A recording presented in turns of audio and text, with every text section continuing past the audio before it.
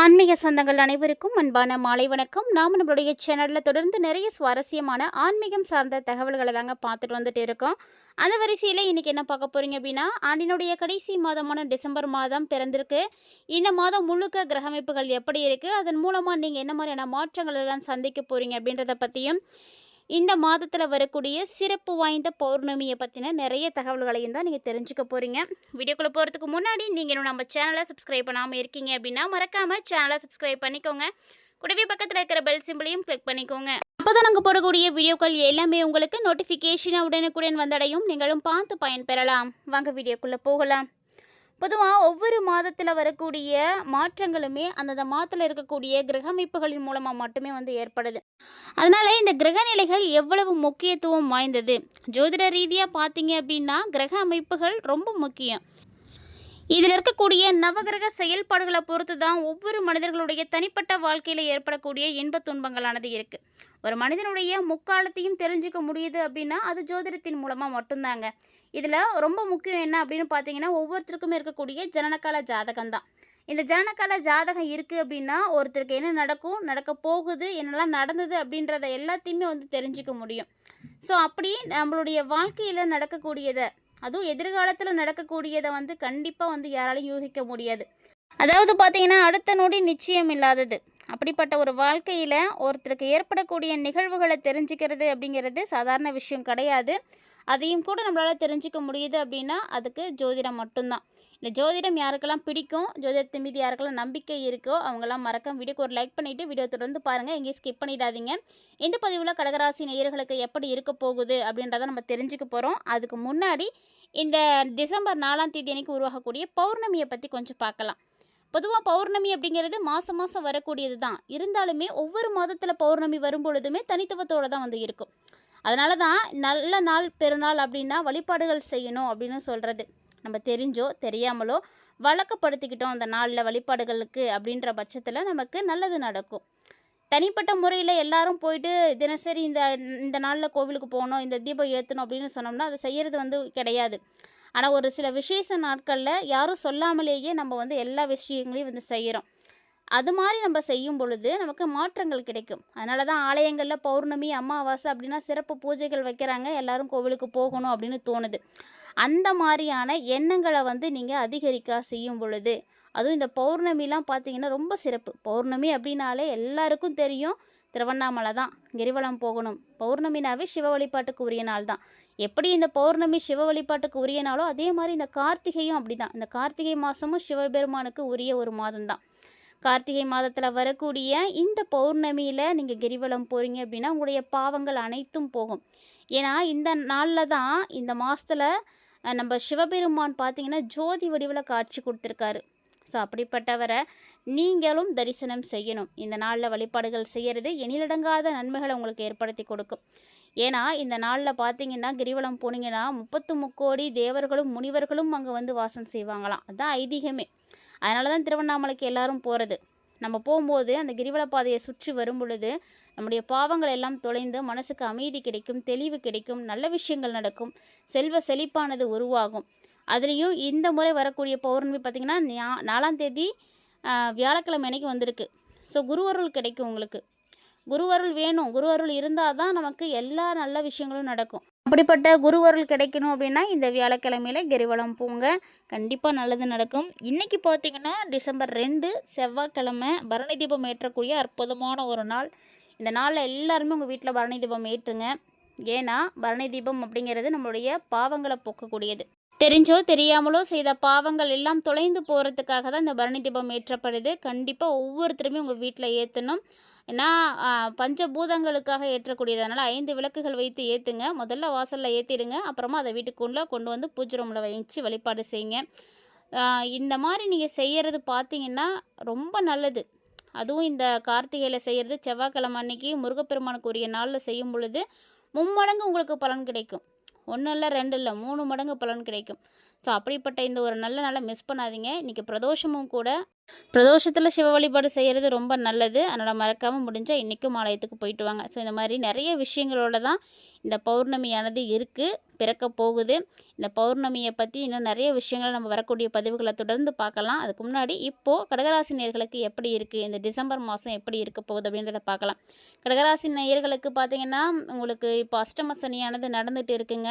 இன்னும் அந்த சனியினுடைய ஆதிக்கம் இருக்க தான் செய்யும். சனியினுடைய ஆதிக்கம் உங்களுக்கு எப்போ முடிய போகும் அப்படின்னு பார்த்தீங்கன்னா வரக்கூடிய மார்ச்சில் தான் உங்களுக்கு அஷ்டம சனியானது முடிஞ்சு அதுக்கப்புறம் அர்த்தாஷ்டம சனி ஆரம்பமாகும். அதனால் சனீஸ்வர பகவான் உங்களுக்கு இன்னும் முழுமையாக விடுபடலை. அஷ்டம சனி நடந்துட்டு தான் இருக்குது. அதனால் நீங்கள் பல பிரச்சனைகளையும் பார்த்துட்டு தான் இருக்கீங்க. உங்களுக்கே தெரியும். இருந்தாலும் இந்த ஆண்டினுடைய கடைசி மாதம் இல்லையா, ஸோ இது எப்படி இருக்குது அப்படின்றத பார்த்துடலாம். என்ன விஷயங்கள் உங்களுக்கு நல்லபடியாக இருக்குது அப்படின்றதையும் தொடர்ந்து பாருங்கள். அதாவது கடகராசி நேயர்களை பொறுத்த வரைக்கும் இந்த டிசம்பருடைய ஃபர்ஸ்ட்லேயே பார்த்தீங்கன்னா உங்களுக்கு நிறைய விஷயங்கள் நல்லபடியாக தான் நடக்க இருக்குது. அதாவது ராசி மண்டலத்தில் 4வதாக இருக்கக்கூடிய கடகராசிக்காரங்க, ஸோ இந்த ராசிக்காரர்களுக்கு இந்த டிசம்பர் மாதம் ஒரு சில சவால்களோடு தான் வந்து இருக்க போகுது. ஸோ எல்லாமே நல்லது நடக்கும் அப்படின்னு சொல்ல முடியாது. கண்டிப்பாக ஒரு சில சவால்களை நீங்கள் சந்திக்கணும். சின்ன விஷயங்கள் கூட உங்களுக்கு அது பெரிய பிரச்சனைகளாக மாறுறதுக்கான வாய்ப்புகள் நிறையவே இருக்குது.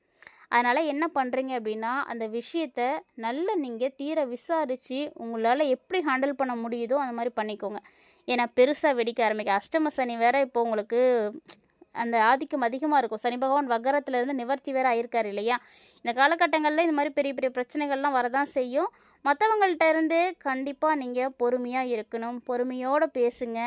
ஏன்னா இந்த நேரத்தில் பொறுமை அப்படிங்கிறது உங்களுக்கு ரொம்ப ரொம்ப முக்கியமானது. கடகராசி நேயர்களை பொறுத்த வரைக்கும் எந்த விஷயம் முக்கியம் அப்படின்றத நீங்கள் தெரிஞ்சுக்கோங்க. பொறுமையாக இருங்க. ஏன்னா இன்னும் ஒரு 3 மாதத்துக்கு சனி வந்து அடுத்த சனியாக மாறுவார். அது வரைக்குமே கொஞ்சம் நீங்கள் கவனமாக தான் இருக்கணும். உறவுகளெல்லாம் வலுப்படுத்துறதுக்கு நீங்கள் விரும்புகிறீங்க அப்படின்னா கண்டிப்பாக அதற்கான முயற்சியை நீங்கள் தான் எடுக்கணும். இல்லை அப்படின்னா எந்த உறவுமே வந்து இருக்காது, நிலைக்காமல் போயிடும். ஸோ உறவுகளை நீங்கள் வலுப்படுத்துங்க. அப்போ தான் பிரிவு அப்படின்றது ஏற்படாது. அதனால் உறவுகள் வலுப்படணும் அப்படின்னா நீங்கள் தான் நேரத்தையும் முயற்சியும் அவங்களுக்காக செலவிடணும். ஸோ நீங்கள் எந்த ஒரு நேரத்தையுமே அவங்களுக்காக ஸ்பெண்ட் பண்ணல அப்படிங்கும் பொழுது எந்த உறவில் வந்து பலம் இருக்கும், நம்பிக்கை இருக்கும், அன்பு இருக்கும். அதனால் அவங்களோட நீங்கள் நேரத்தை செலவீடு செய்கிறதுக்கு முயற்சி பண்ணுங்கள். உங்களுடைய அன்புக்குரியவங்களோட முழுமையாக நீங்கள் நேரத்தை செலவீடு செய்யுங்க. அவங்க கூட வந்து அர்ப்பணிப்போடு இருங்க. அவங்களுக்கு நீங்கள் இன்ப துன்பங்கள் எல்லாமே வந்து ஷேர் பண்ணிக்கோங்க. அப்போ தான் அவங்கக்கிட்டேயும் வந்து அந்த அன்பானது அதிகரிக்கும். முடிஞ்ச அளவுக்கு அர்ப்பணிப்போட நேரத்தை நீங்கள் செலவிட முயற்சி செய்யுங்க. கடமைக்காகலாம் இருக்க வேண்டாம், சரிங்களா. உங்களுடைய அன்புக்குரியவங்க கிட்ட நீங்கள் எந்த அளவுக்கு டைம் ஸ்பெண்ட் பண்ணுறீங்களோ அந்த அளவுக்கு அவங்களுக்கு உங்கள் மேலே ஈடுபாடு அதிகமாக இருக்கும். ஒரு உறவு வலுவாக இருக்கணும் அப்படின்னா நம்ம நடந்துக்கக்கூடிய விஷயத்தை பொறுத்து தான். நமக்கு ஆபத்து அப்படின்னா கூட உடனே ஓடி வரணும். அந்த மாதிரியான உறவுகளை தான் நம்ம வளர்க்கணுமே தவிர, நம்ம என்ன தான் செய்தாலும் வாங்கிக்கிட்டே இருக்கிறவங்களையும் பின்னாடி நமக்கு எந்த ஒரு உதவியுமே செய்யாதவர்களையும் வந்து நம்ம வந்து அன்பு காட்டுறதுனால பிரயோஜனமே கிடையாது. ஸோ அன்பு அப்படிங்கிறத எல்லாருமே வந்து மதிக்க கற்றுக்கோங்க. அதெல்லாம் விலை மதிப்பு இல்லாதது. ஒருத்தருக்கு கிடைக்கிது அப்படின்றத வந்து தொற்றுப்படுத்தாதீங்க. கிடைக்காதவர்களுக்கு மட்டும்தான் தெரியும் அன்பின் ஆழம் எப்படிப்பட்டது அப்படின்னு. ஸோ உறவுகளுக்குள்ள ஒரு நல்ல வலிமை வேணும் அப்படின்னா கண்டிப்பாக நீங்கள் அவங்களுக்காக நேரத்தையும் செலவீடு செய்யணும். மேலும் பார்த்திங்கன்னா இந்த காலகட்டங்களில் நேர்மறை சிந்தனைகள் மேலும் ஒத்துழைப்பு மூலமாக ஒரு சில கடினமான காலங்கள்லேருந்து கூட நீங்கள் விடுபட முடியும். இதுக்கு எல்லாத்துக்கும் காரணம் முன்னாடியே சொன்னது தான். அன்பு தான் அடிப்படையே. நீங்கள் எந்த அளவுக்கு அன்பாக இருக்கீங்களோ அவங்க தான் உங்களுக்கு ஒரு பெரிய பிரச்சனை வந்துச்சு அப்படின்னா முதல்ல ஓடி வருவாங்க. உங்களுக்கு வந்து அவங்க தான் உதவி செய்கிறதுக்கு வருவாங்க. அதனால் எல்லாருக்கிட்டையும் அன்பு செலுத்துங்க. அந்த அன்பை வந்து நம்ம ஒரு சில நேரங்களில் சிந்தித்தும் செயல்படுத்தணும். யாருக்கிட்ட நம்ம கொடுக்குறோம் அப்படிங்கிறது முக்கியம்தான். ஏன்னா அதனுடைய மதிப்பு தெரியாதவர்களுக்கு நம்ம அன்பு கொடுக்கறதுனால எந்த ஒரு பிரயோஜனமும் இல்லை. யாருக்கு அதனுடைய மதிப்பு தெரியுதோ அவங்கக்கிட்ட தான் நம்ம அந்த அன்பை வந்து கொடுக்கணும். ஸோ கண்டிப்பாக கடகராசிக்காரங்க இந்த காலகட்டங்களில் ரொம்ப கவனமாக தான் இருக்கணும். இந்த வருடத்தினுடைய இறுதி மாதம் அப்படின்றதுனால கொஞ்சம் அப்படி இப்படி இருக்கத்தான் செய்யும். இருந்தாலும் நீங்கள் பார்த்து நிதானமாக நடந்துக்கோங்க. அதே போல் நிதி ரீதியாக பணம் சார்ந்த விஷயங்களில் நீங்கள் முடிவுகள் எடுக்கிறீங்க அப்படின்னா கட்டாயமாக கவனமாக இருக்கணும். ஏன்னா பணம் அப்படிங்கிறது எல்லாத்துக்குமே வந்து முக்கியமானது. ஸோ நம்ம எல்லா விஷயத்தையும் செயல்படுத்துறதுக்கு இது வந்து மூல காரணமாக இருக்கிறதுனால அதை நீங்கள் செலவீடு செய்கிறீங்க அப்படின்னா பார்த்து கவனமாக செய்யுங்க. ஏன்னா இந்த பணத்தை நீங்கள் அலட்சியப்படுத்திட்டீங்க அப்படின்னா திரும்ப உங்களுக்கு வந்து கிடைக்கிறது கஷ்டமாக இருக்கும். இதை சேர்க்குறவங்களுக்கும் சேராமல் இருந்து தவிக்கக்கூடியவர்களுக்கும் தெரியும். அதனால் துச்சமாக வந்து நினைக்காதீங்க, அலட்சியப்படுத்தாதீங்க. பணத்தை வந்து தூக்கி போடுறது, தேவையில்லாமல் அனாவசியமாக செலவு பண்ணுறது, இதெல்லாம் செய்யாதீங்க. நல்ல காரியங்களுக்காக நீங்கள் எவ்வளோ செலவு வேணால் பண்ணுங்கள், தான தர்மங்கள் செய்யுங்க, இல்லாதவர்களுக்கு கொடுத்து உதவுங்க. இந்த மாதிரியான விஷயங்களுக்காக நீங்கள் அந்த பணத்தை வந்து நீங்கள் செலவு பண்ணும் பொழுது அது உங்களுக்கு கண்டிப்பாக வந்து நல்ல மாற்றங்களை கொடுக்கும். ஸோ இந்த மாதிரி சின்ன சின்ன விஷயங்களெல்லாம் கடகராசிக்காரங்க இந்த ஆண்டினுடைய கடைசி மாதமான டிசம்பரில் கவனத்தை முழுமையாக வந்து செலுத்தியே ஆகணும். அப்போ தான் உங்களுடைய வாழ்க்கை வந்து மாற ஆரம்பிக்கும். கடகராசி நேயர்களை பொறுத்த வரைக்கும் முக்கியமாக உறவுகள் வந்து நல்லா இருக்கணும் அப்படின்னா நீங்களும் அன்பு செலுத்தணும். அதை மட்டும் மறந்துடாதீங்க. அதே போல் இந்த மாதத்தில் நிறைய யோகங்களும் வந்து இருக்குது. அதனால் உங்களுடைய வாழ்க்கையில் ஏதாவது ஒரு வகையில் மாற்றம் கண்டிப்பாக இந்த டிசம்பரில் வந்து கிடைக்கும். முயற்சி பண்ணுங்கள் நல்லது நடக்கிறதுக்கு. இந்த பதிவில் நிறைய தகவல்களை நீங்கள் கண்டிப்பாக பார்த்துருப்பீங்கன்னு நினைக்கிறேன். கடகராசி நேயர்களுக்கு இந்த பதிவு உங்களுக்கு பிடிச்சிருந்துருக்குன்னு நினைக்கிறேன். ஒருவேளை உங்களுக்கு இந்த பதிவானது பிடிச்சிருந்தது அப்படின்னா லைக் பண்ணுங்கள், ஷேர் பண்ணுங்கள், மறக்காமல் கமெண்ட் பண்ணுங்கள். அதே நேரம் ஆரோக்கிய விஷயம் அப்படிங்கிறது ரொம்ப ரொம்ப கவனிக்க வேண்டிய விஷயம். ரொம்ப விழிப்போடு இருங்க. குடும்ப வாழ்க்கையில் புரிதல், பொறுமை எல்லாமே வந்து இருக்கணும். அப்போ தான் சின்ன விஷயமா இருந்தாலும் உங்களால் சரி பண்ண முடியும். தவறான புரிதல்கள் ஏற்பட்டுச்சு அப்படின்னா அந்த இடத்துல பெருசாக வந்து மாறி போயிடும். அதனால் நிதானமாக இருங்க, பொறுமையாக செயல்படுங்க, சிந்தித்து இருங்க. இந்த பதிவில் பார்த்த தகவல்களை போல் இன்னும் நிறைய தகவல்களோட மற்றும் ஒரு தலைப்பில் சந்திக்கலாம்.